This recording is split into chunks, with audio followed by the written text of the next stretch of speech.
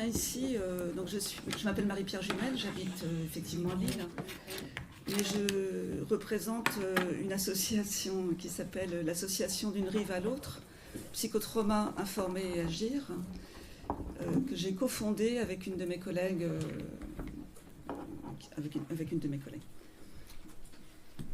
Je suis psychothérapeute, je travaille depuis plus de 30 ans. Je me suis formée en gestalt-thérapie, en systémie, et je travaillais déjà à cette époque en centre d'hébergement d'urgence et aussi en addictologie. J'ai travaillé en post-cure, en centre ambulatoire en alcoolologie, puis en consultation jeunes consommateurs. Ma fréquentation dans des CHRS d'urgence m'a fatiguée. Voilà. Bon, j'ai mis en gros titre de l'intervention, vous n'avez pas encore vu, mais que vous allez voir. Hommage aux travailleurs sociaux, hommage aux éducateurs. Parce que franchement, c'est un métier très dur, difficile, quotidien, qui demande, je trouve, énormément de motivation.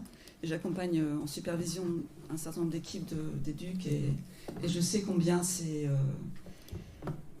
difficile. Alors, du coup, j'ai un peu perdu mes repères. Donc, actuellement, je travaille uniquement en psychotraumatologie et depuis une dizaine d'années, je fais que ça, tous les jours. J'accueille en libéral, donc j'ai quitté le travail institutionnel il y a quelques années, j'accueille en libéral des patients qui sont en capacité de financer leur thérapie.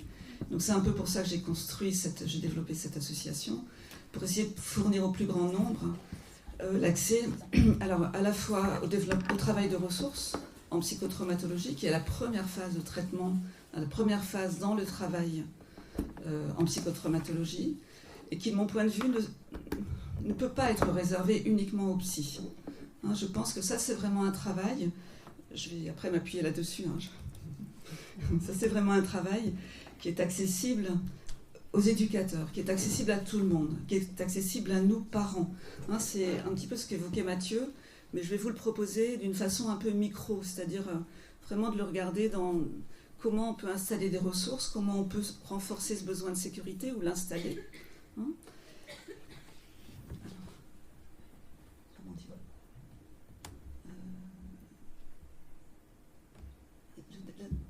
Dernier truc récent, tu l'as ? Ifman, attends.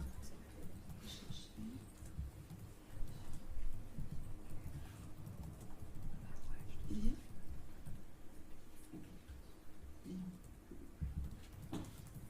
Est-ce que ça va marcher ? Ça marche ? Super. Merci.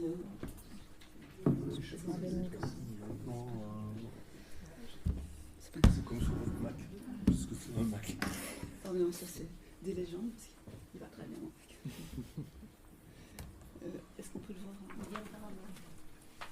C'est bon comme ça ? Est-ce que je peux me mettre là, parce que je puisse m'asseoir ? Je vais me mettre là pour m'asseoir et m'ancrer. J'ai un léger stress. Donc l'ancrage, la respiration, la salivation, orienter mon attention sur le présent, sur vos bons regards. Ça, c'est vraiment une des bases que je pratique tous les jours avec les personnes qui viennent me voir. Ouais, lorsque j'accueille des patients, j'ai beaucoup de patients qui sont orientés par des psychiatres, ou qui sortent de clinique, ou qui sortent d'hôpital, des personnes aussi qui viennent, j'ai envie de dire, toutes viennent de manière volontaire, ont des demandes d'aide dans le champ du trauma. Mais par contre, toutes n'ont pas des traumas identiques. Il y a des très graves traumatismes, des traumas d'enfance, etc. Et donc, quel que soit le niveau de trauma, la première chose que je cherche à faire, en tout cas moi, je travaille comme ça, et je travaille assez directement. Alors, je ne vais pas dire « Bonjour madame, asseyez-vous, est-ce que vous sentez vos pieds par terre ?» Mais quand même, à la fin de la séance, j'essaie d'avoir installé ça avec la personne. Mais de toute façon, c'est dans la répétition et dans l'appropriation par la personne, hein, donc dans le lien avec moi d'abord, puis après dans sa vie personnelle et avec d'autres, Et j'ai de nombreux patients qui aident leur famille ou qui aident une copine en disant « là, tu devrais mettre dans un contenant ce que tu ne peux pas régler, tu devrais mettre sur le côté ce que tu ne peux pas régler, et vraiment revenir dans le présent. » Et à l'atelier de cet après-midi, je vous montrerai quel est un de mes outils de travail préférés. Vous allez être surpris. Voilà, donc c'est vraiment quelque chose qui est... Alors je dis souvent, c'est simple. Il ne faut pas avoir fait l'ENA, pas avoir fait 5 ans d'études, c'est accessible par tout le monde. Et les grands SDF avec qui j'ai travaillé, je considère comme des grands SDF, qui ont mis quelquefois 10 ans à se coucher dans un lit, après avoir vécu dans la rue, ou des gamins qui ont été des gamins torturés, enfermés, battus, toute leur vie. Ces outils de stabilisation, il faut de la patience, un peu de patience, pas énormément. Les gens sont en attente de ces outils. Les enfants, les adultes, enfin moi j'ai vu principalement des adultes, après 18 ans en accueil d'urgence, sont en attente. Je vais vous montrer des repères, qui sont des repères cliniques, entre guillemets, mais c'est des repères de vie pour moi, puisque c'est à la fois quelque chose qui est universel, le traumatisme, le psychotraumatisme est universel, on le retrouve dans toutes les cultures, malheureusement dans tout ce qui se passe et ce qui s'est passé. Donc tu disais sur la vidéo que tu as montrée qui était vraiment touchante, ces enfants qui étaient des enfants laissés livrés à eux-mêmes, mais aussi victimes de guerre. C'est quand même des traumatisés de guerre, ces enfants, ils étaient... Voilà, bien, donc manquerait. Alors j'avais changé la couleur du titre tout à l'heure, donc en arrivant, hommage aux éducateurs, aux travailleurs sociaux. Vous le voyez, il est en noir au-dessus. Je vais le mettre, j'avais mis en blanc. J'avais changé, mais sur mon ordinateur. Voilà. Donc, qu'est-ce que ça change de devenir informé sur le trauma? Pour moi, ça change énormément de choses. Bon, je sais pas, c'est clair à peu près, je me suis présentée. Voilà. J'ai fait pas mal de choses, beaucoup de formations. J'ai plus de 150 jours de formation en psychotraumatologie. Je fais des supervisions, j'en pratique, j'en reçois, je travaille avec des collègues. Voilà, je travaille aussi avec... il y a une association qui s'appelle l'association EMDR France. Dans cette association, il y a une commission qui s'appelle la commission EMDR pour tous, avec l'idée de développer, alors pas seulement l'EMDR, mais vraiment développer les connaissances sur le psychotrauma, de développer tout le travail les connaissances, le développement des ressources qui sont vraiment, je le redis, accessibles à tout le monde, mais on a besoin de le travailler. Et puis aussi le travail de groupe en EMDR, donc j'en parlerai un tout petit peu tout à l'heure. Voilà. Et c'est vraiment l'idée de, non, le EMDR, c'est pas que réservé aux gens qui ont de l'argent, parce qu'actuellement c'est un peu ça. Alors au CRP de Lyon, vous avez de la chance, ils font du travail de groupe pour les migrants, pour les femmes victimes de violences conjugales. Je pense que si on se limite à la thérapie individuelle, on n'en sortira pas. Je ne crois pas. Pour mettre à niveau le nombre de personnes qui ont besoin de travailler sur leur trauma et voilà. Voilà, mais aussi travailler sur les traumas de... Moi, je reçois aussi dans mon cabinet pas mal d'éducs, qui sont, alors, soit c'est leur demande individuelle, soit c'est par l'institution, mais qui ont vécu des situations impactantes au travail, et plutôt que de rester en arrêt maladie, etc., souvent les personnes travaillent sur les impacts de ces événements.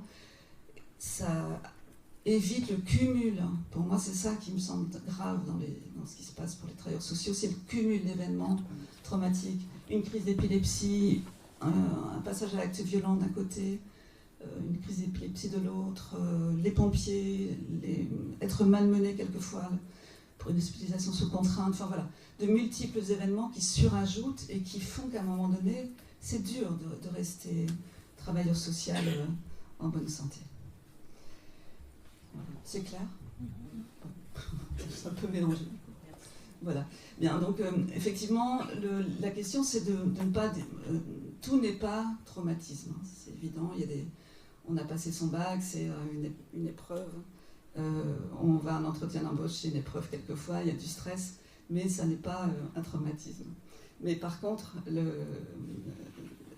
ce que l'on considère traumatisme, c'est quelque chose qui fait vraiment infraction dans le quotidien, qui va avoir un impact fort, donc avec beaucoup d'énergie. Donc il y a vraiment de la physiologie. Donc C'est intéressant parce que moi j'étais thérapeute avant, je travaillais beaucoup avec la pensée, avec les interactions, l'observation, etc.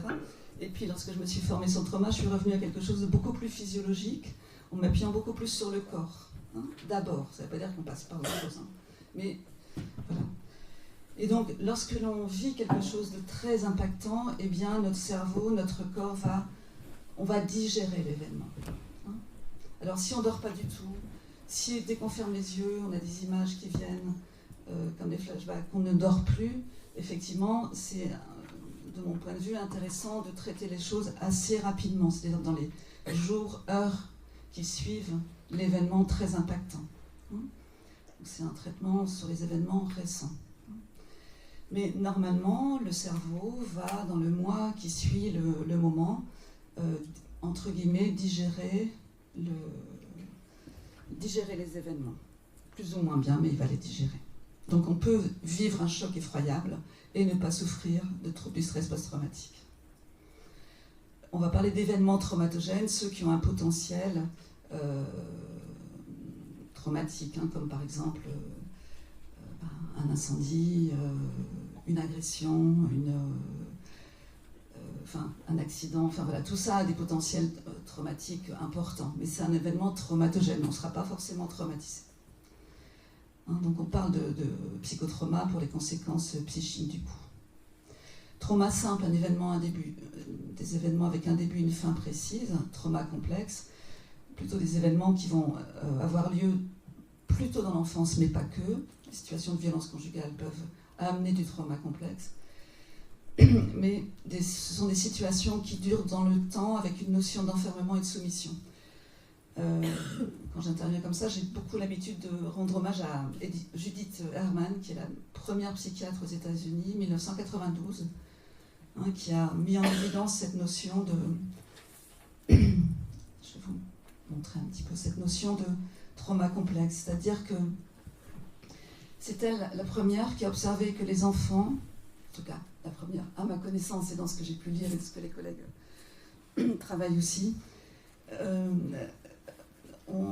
que les enfants qui ont vécu des maltraitances dans l'enfance, donc avec une notion d'enfermement entre guillemets dans la famille c'est un lieu d'enfermement quand on est enfant. On ne peut pas prendre sa valise, partir et dire ciao les parents, je vais à côté, franchement ils sont plus sympas, je m'en vais, hein, on est coincé enfant. Hein. Et donc c'est le fait d'être coincé dans une situation où il y a une forme de soumission, hein, donc là, avec le caractère répétitif de la situation traumatique. Cette femme, cette psychiatre, a identifié que les symptômes étaient identiques ou quasi identiques que ceux des vétérans de la guerre du Vietnam qu'elle voyait aux États-Unis. Ça va ? C'est clair. Donc il y a 10 minutes, ça va aller. Donc ce sont des ébauches hein, quand on fait un travail comme ça. Voilà, c'est les événements traumatisants, menaces pour la vie, l'intégrité physique, psychique, ressenti de peur, de confusion, d'horreur. Alors, la caractéristique du trouble du stress post-traumatique, c'est l'envahissement du passé dans le présent. Alors on va dire, tiens, pourquoi tu parles encore de ça ? Ça s'est passé il y a 3 ans. Ben, les personnes parlent encore de ça parce que c'est ça qui est là maintenant. Moi j'étais toujours frappée quand j'étais avec quand je travaillais à l'accueil d'urgence, j'emmenais régulièrement des jeunes, des adultes dans ma voiture, on allait dans un lieu, rendre visite à un autre lieu d'hébergement, des choses comme ça. Alors vous savez, quand j'étais dans la cave avec mes parents, ils s'assiedent dans la voiture, ils commençaient à raconter ça. Voilà. Donc mon hypothèse progressivement, ça a été qu'en permanence, les personnes sont envahies par le passé. Le passé hante complètement le présent. Donc, dans le TSPT, donc ça c'est vraiment un point très important. Ce ne sont pas les personnes qui pensent au passé, c'est le passé qui envahit le présent. C'est un mécanisme qui signale la non-intégration dans la mémoire autobiographique d'un événement. C'est-à-dire que ce n'est pas il y a 3 ans ou il y a 10 ans, c'est comme si c'était maintenant. Alors ça peut être tout le temps, mais ça peut être aussi déclenché par quelque chose qui ressemble dans le présent. Bon, j'y reviendrai cet après-midi. Alors, dans ces intrusions, des expériences traumatiques, il y a des flashbacks, des cauchemars, des réactions de défense, des ruminations. C'est spontané ou survenu, suite à un événement qui rappelle. Et ensuite, donc ça c'est la première phase. Ensuite, il y a des symptômes d'évitement, des lieux, des pensées. j'accompagnais un jeune pour qui j'ai toujours beaucoup de pensées.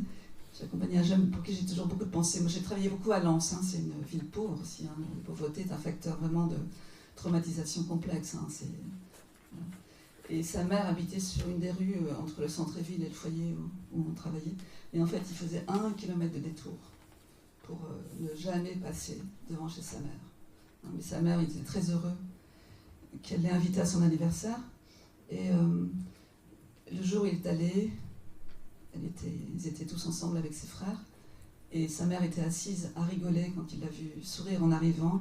Ses frères se sont jetés sur lui et l'ont massacré à coups de pied. C'était à 22 ans.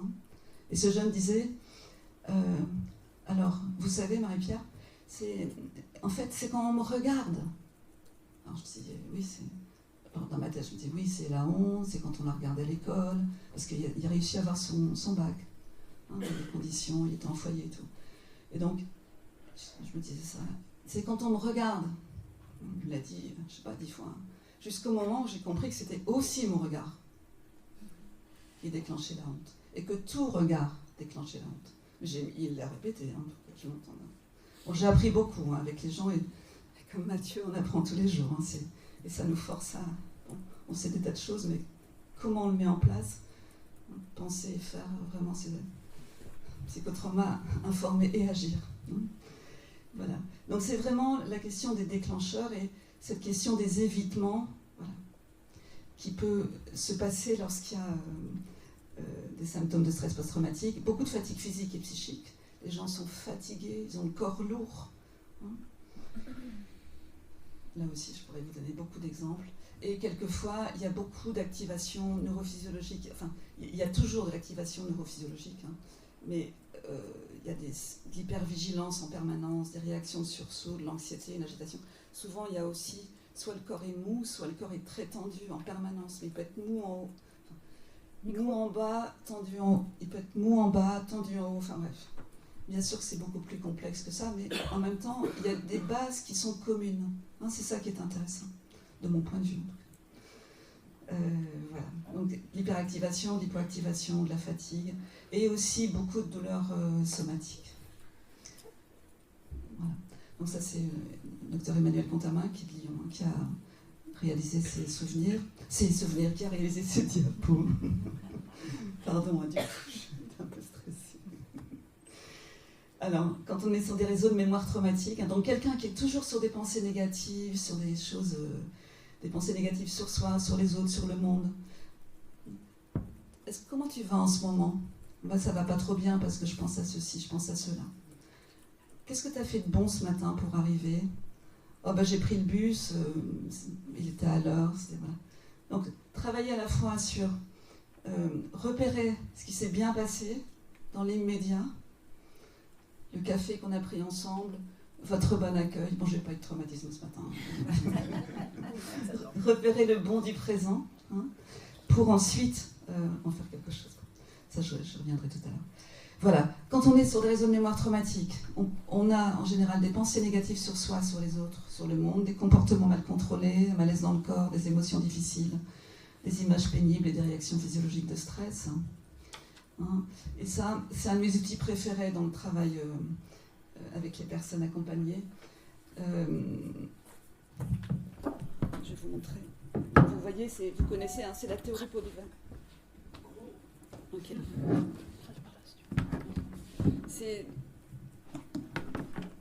Donc, beaucoup de personnes qui s'intéressent à ces questions connaissent cet élément, c'est la théorie polyvagale de Stéphane Porges.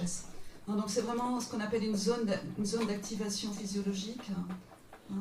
Une zone d'activation physiologique optimale, c'est quand on est et qu'on se sent plutôt en sécurité dans le moment présent. Je suis un petit peu en dessous de la ligne là, pour le moment. Quand j'aurai fini, je serai dans ma zone optimale d'activation. Merci beaucoup. Merci. Et lorsque l'on vit un danger, eh bien, il y a beaucoup d'énergie qui vient dans le corps, mais c'est physiologique, c'est beaucoup de sucre, beaucoup d'adrénaline, beaucoup d'oxygène qui vient dans le corps pour fuir ou pour combattre. Hein, donc c'est de la physiologie. S'il y a une perception de menace vitale,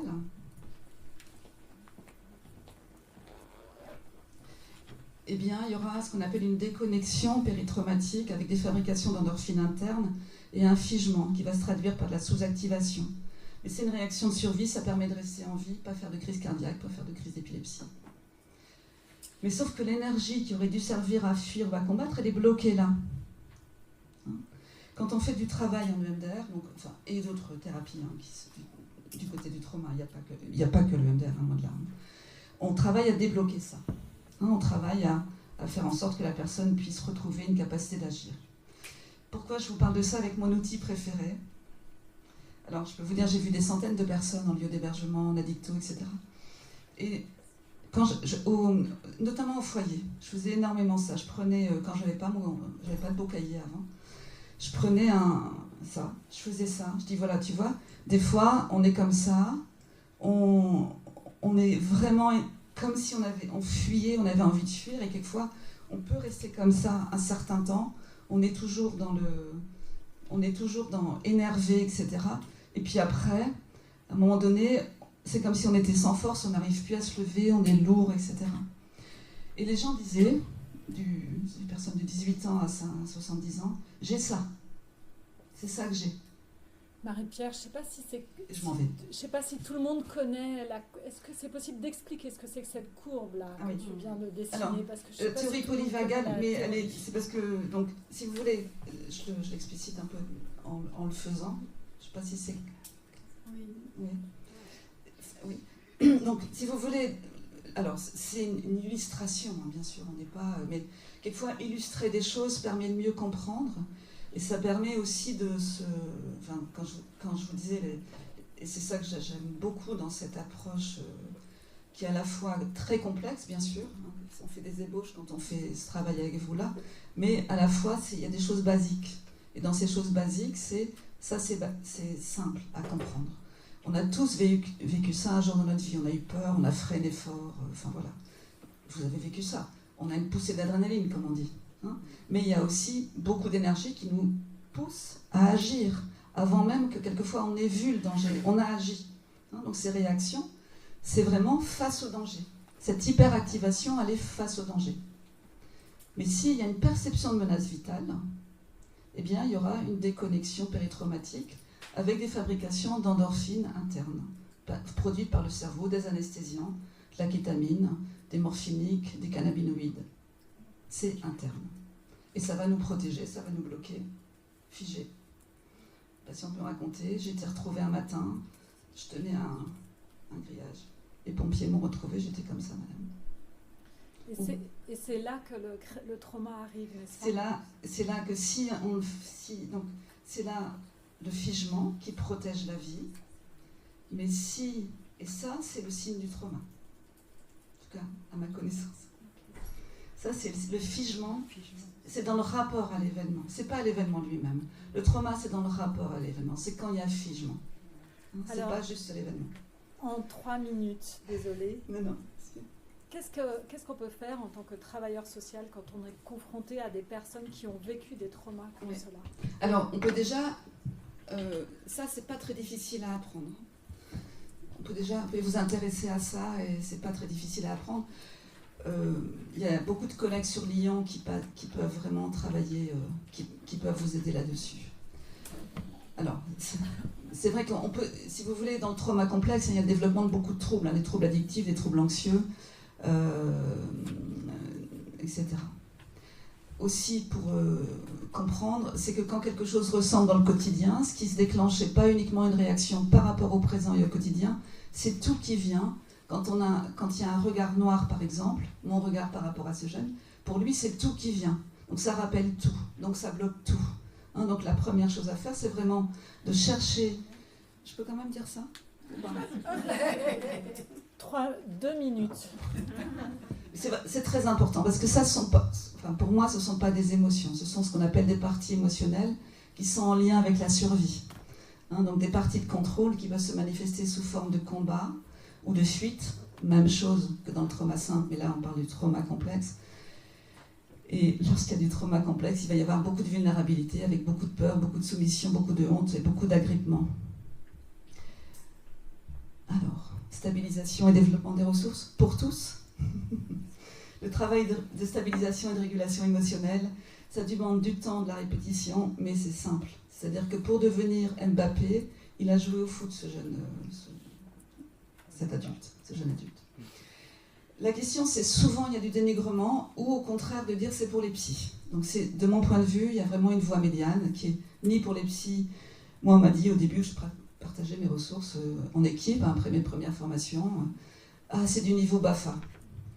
Et les personnes qui disaient ça, c'était la direction, ils partaient. Non, c'est pas du niveau BAFA. C'est simple, c'est accessible, mais c'est dans la répétition et c'est très important. Et c'est sensoriel essentiellement.